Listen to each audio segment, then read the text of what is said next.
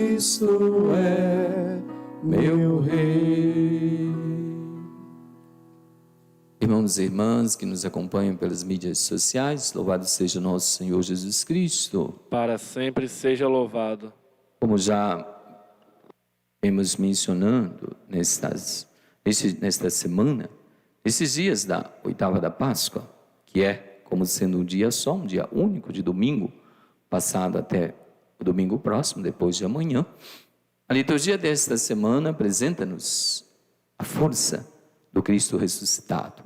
O Evangelho, e na primeira leitura, a formação da primeira comunidade, da chamada comunidade primitiva. Força essa que vai se apresentando de diversas maneiras. Primeiro, como no Evangelho de hoje, Jesus que aparece aos apóstolos, a uma parte do grupo dos apóstolos, aqui, como São João nos narra no capítulo 21, e aqueles apóstolos que voltaram à sua atividade normal, o seu trabalho, mas que aparece com uma outra característica, um chamado para a missão. Importante percebermos neste evangelho dois momentos. Primeiro, o chamado de Cristo, para que os apóstolos pudessem alimentar-se. Depois, ou podemos dizer primeiro, a obediência. Depois, o próprio chamado de Cristo. A obediência porque os apóstolos, aqui como nos narra São João, haviam pescado a noite toda, uma parte, né? Já haviam lançado a rede e nada havia apanhado. Mas, quando Jesus apareceu a eles, Jesus perguntou-lhes: tendes alguma coisa para comer? Eles disseram: não. Imediatamente Jesus colocou para eles o que devia fazer.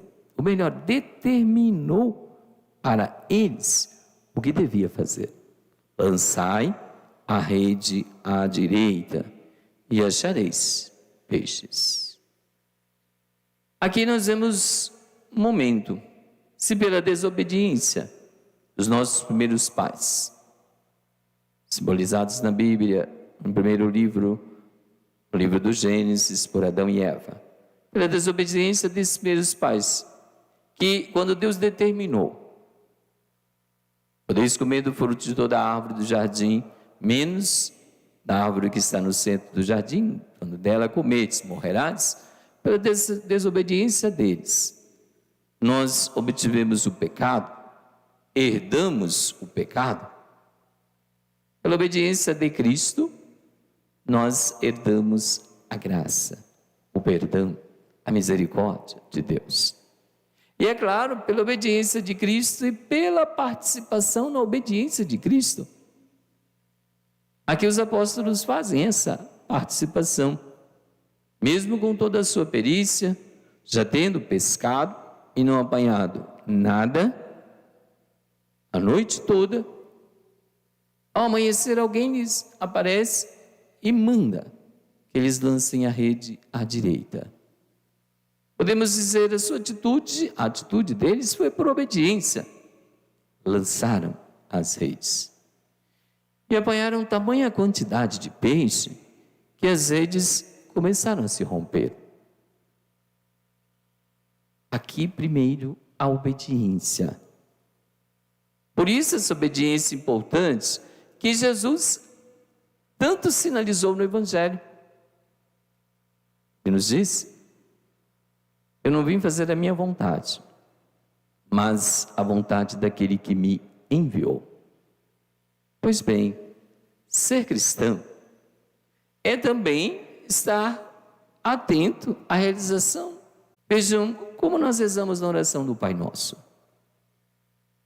Como nós pedimos os 7 pedidos da oração do Pai Nosso, um deles nós rezamos: seja feita a vossa vontade, assim na terra como no céu.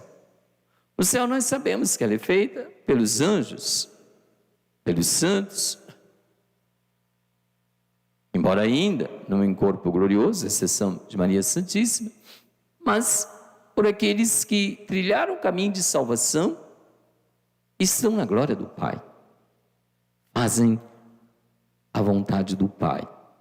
A alegria do céu é fazer a vontade do Pai. É contemplar a face do Pai. O infinito amor. A alegria da terra não é diferente. A alegria da terra não é fazer a vontade própria, não é seguir os vícios, não é dar-se aos prazeres, mas é fazer a vontade do Pai. Jesus nos ensina esse caminho, nos ensinou esse caminho e deixou a igreja para que nos ensinasse esse caminho, trilhasse conosco esse caminho, fosse para nós fonte segura do caminho de salvação. Essa é a preocupação do Papa, dos bispos, dos sacerdotes. Essa é a preocupação de cada fiel leiga. Fazer a vontade do Pai. E para isso, caríssimos irmãos e irmãs, nós temos que realizar um grande esforço. É fácil? Não. É possível? Sim. Com esforço? Claro. Com bastante esforço. Jesus não realizou a vontade do Pai nas suas duas naturezas, divina e humana, natureza humana, claro, com facilidade. Ele nos mostrou a dificuldade que é.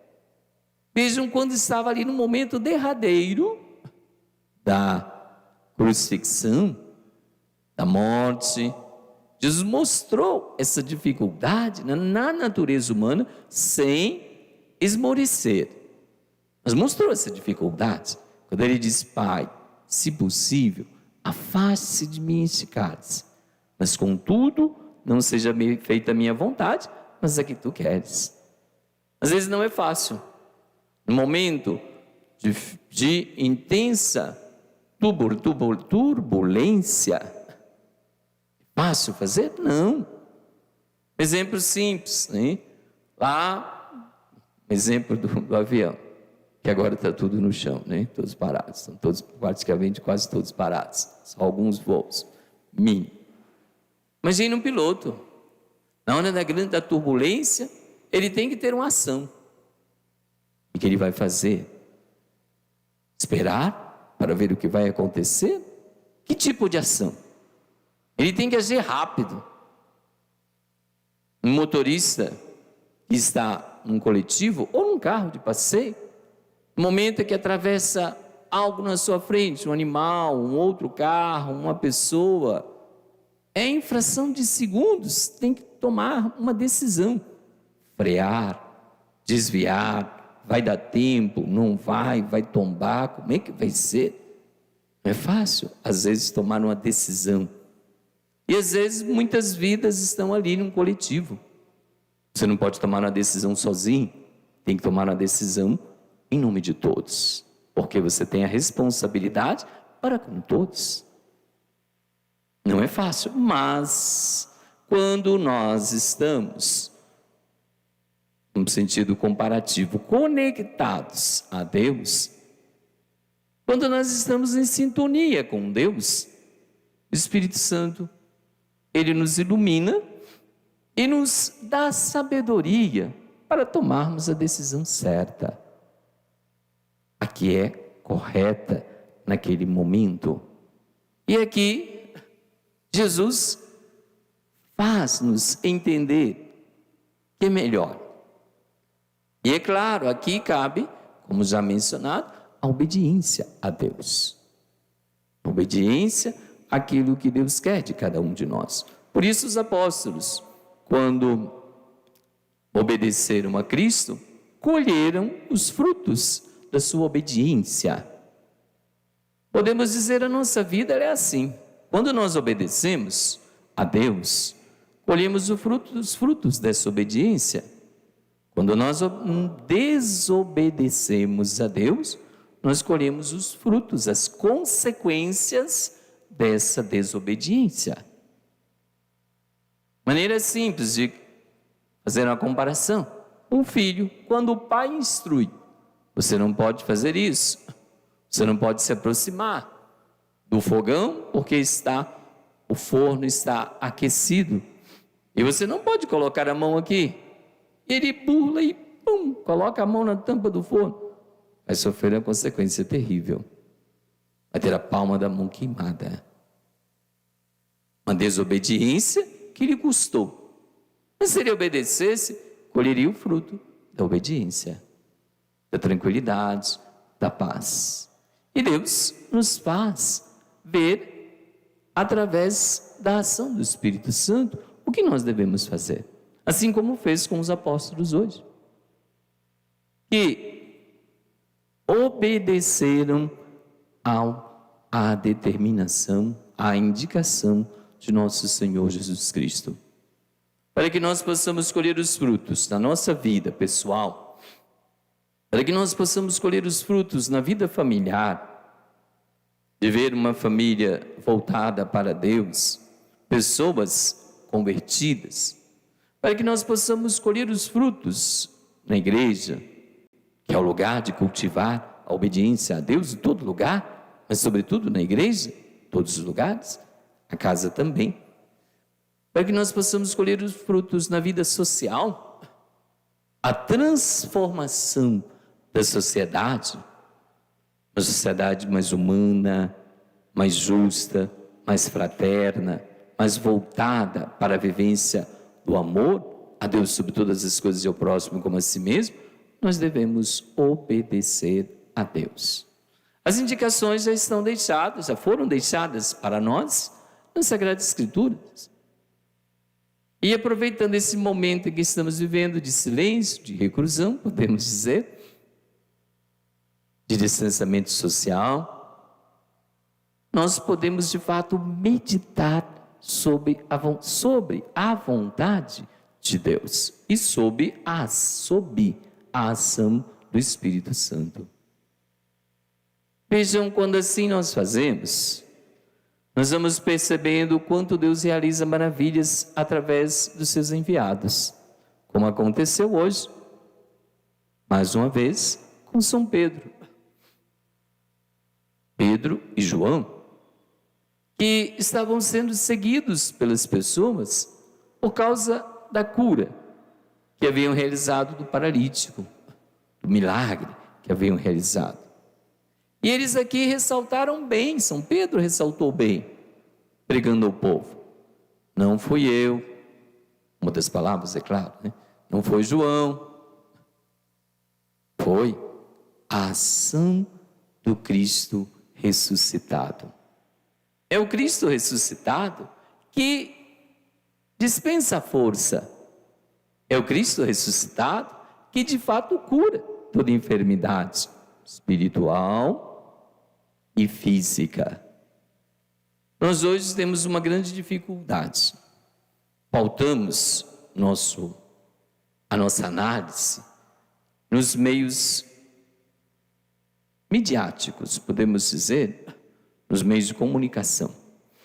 E quando nós assim o fazemos, é claro, a nossa análise só pode ser feita naquilo que é visível.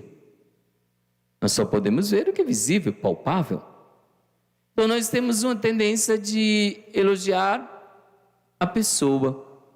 Claro que sim, devemos agradecer a Deus pelos grandes que estudam, por as pessoas que de fato souberam aproveitar os dons que Deus lhe concedeu através da ação do Espírito Santo. Mas aqui hoje Deus nos faz ver, através de São Pedro, nos Atos dos Apóstolos, que a origem de toda a força é que deve ser louvada, nosso Senhor Jesus Cristo. Pedro deixa claro para nós. Vocês nos seguem, diria aí em outras palavras, São Pedro, São João, mas em nome de Jesus Cristo, que vós crucificastes, que vós matastes, mas que Deus o ressuscitou, que esse homem está curado.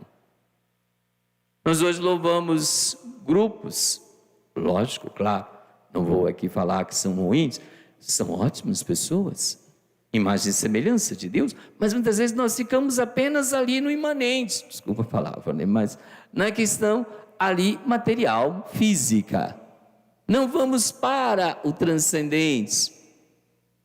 Às vezes louvamos um padre que faz uma reflexão boa. Ótimo, ele está apenas exercendo a função que Deus lhe confiou, usando corretamente os dons que Deus lhe concedeu. E às vezes nós ficamos apenas naquilo ali.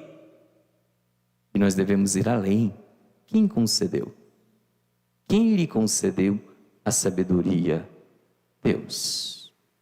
Quem é a fonte da ação? Deus. Aí sim, é o que São Pedro nos faz ver nessa leitura. Em nome de Jesus ressuscitado, o Senhor é que ele foi curado. Muito aqui nos faz entender essa ação, os sacramentos. Vejam como nós dizemos e aprendemos, e assim é a doutrina da igreja. Os sacramentos, todos eles, o padre ou o ministro ordenado, padre, o diácono, o bispo, agem todos em persona Christi. Ou seja, na pessoa de nosso Senhor Jesus Cristo. Quem perdoa na confissão é Deus, através dos sacerdotes. Quem consagra as espécies do pão e do vinho é Deus, através dos sacerdotes. Quem empresta, como por assim dizer, as suas faculdades a Deus. Se assim podemos comparar. Mas quem age é Deus. Vejamos como que nós também temos que aprender a nos comportar desta forma. E nós às vezes ficamos apenas na pessoa, elogiando a um, elogiando a outro, tecendo um comentário, esse é, aquele é. Claro que é, mas é porque Deus concedeu, porque Deus lhe deu capacidade. Não é por si só. E é essa sabedoria que nós somos chamados a ter hoje. São Pedro nos ensina, vamos à fonte, vamos à origem, vamos àquele que nos concedeu, de fato, a capacidade, o autor de toda a capacidade. Essa é a verdadeira sabedoria que Deus quer encontrar em cada um de nós. E isso nós assim o fazemos, encontramos, a partir da força do Cristo ressuscitado.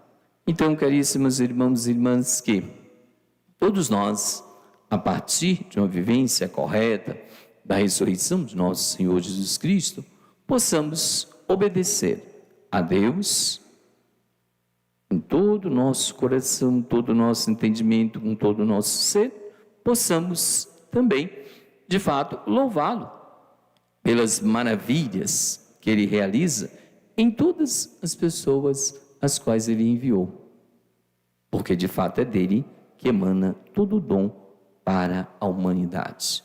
Louvado seja nosso Senhor Jesus Cristo. Para sempre seja louvado.